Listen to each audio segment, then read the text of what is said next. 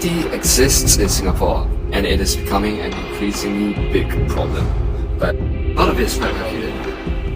You don't see overt homelessness in Singapore. Singapore's a warm country, so there's nobody shivering on the streets. Don't see many beggars.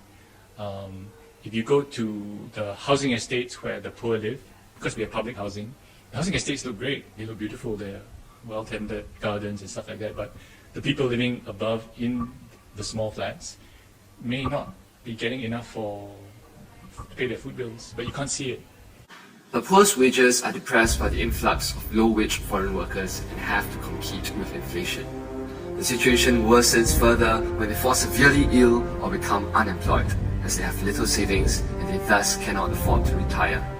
The government has numerous anti-poverty schemes and a considerably comprehensive social security net. Numerous NGOs also provide aid to the poor. But are they doing enough for the poor? Should the issue of poverty be only addressed by the government and the poor themselves? And most crucially, what should we do for the poor? The government is still actively helping the situation, mainly through self-help, by equipping them with the necessary skills. By introducing training retraining, working closely with the union, NTUC, working closely with the industries, the private sectors, in a tripartite manner, to help workers to stay in job. Many believe that it is not the fault of the government, but the fault of the poor themselves for not taking up these offers. They believe that it is the poor who are very lazy to work, even from what I have a friend who worked in PA, okay, she ever tried to arrange interview for those poor, they refuse to go for interview. They refuse to go and work. But that's just one perspective. The poor have got something different to say. 没有帮助我们随便可以能够得起价，哪里有帮助？你看医生要钱吗？对，好像我们有时候有很多病没有看医生，我要去看那，我就说吗？没有什么要求，什么东西贵一点，看医生不要这样贵这样而已。我不一定是多快，有来就有的赚吃，没有来没有人给钱就没有得吃，这样啊。你看，我就是希望政府不要赶我们这些人走下去，我们自己赚自己也没有去到找政府，政府就是要做我们这个，好像当我们的指标，但是我有唱歌，我有吹口琴，我是有一些贡献。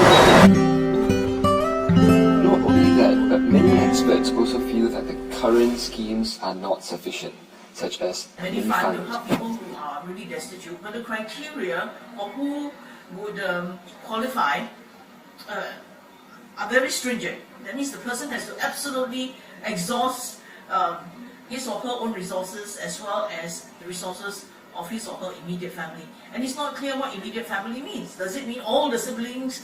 Does it mean, how far is the exhausting immediate family? As I said earlier, there's also this sense in which people's worth is measured purely in terms of their economic potential. So if you have little economic potential, you are left to the many helping hands. And the many helping hands, the problem with having too many helping hands is that people fall through the gaps between those various helping hands. So we have people who cannot access services because they don't know how to go to a government department and ask for help. Or they don't know who to ask for advice from. Or they may only speak Hokkien and they are afraid to go because the person behind the desk may only speak English and Mandarin, for example.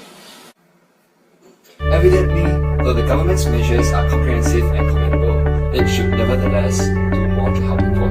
But what about us, the common man, who talk about being an inclusive society? That doesn't just mean that everyone is adequately considered by the government. It also means that everyone plays an active role for each other. So what can we, as common Singaporeans, do for our underprivileged brethren? Make your view about poverty known to the government. Be more gracious. Volunteer. Donate. Lastly, and most importantly, spread awareness about the various help schemes available for the poor. Lack of awareness about the help schemes is a major and tragic problem prevalent amongst the undereducated poor. The effort will not be meaningless because poverty is not an unsolvable problem. No, it's not naive. Actually, especially since we have already reached developed country levels of development, and we have enough resources to take care of the poor. small donation might allow an old man to have 3 meals instead of 2. Volunteering a few hours each week for the poor might help a single mother get employed.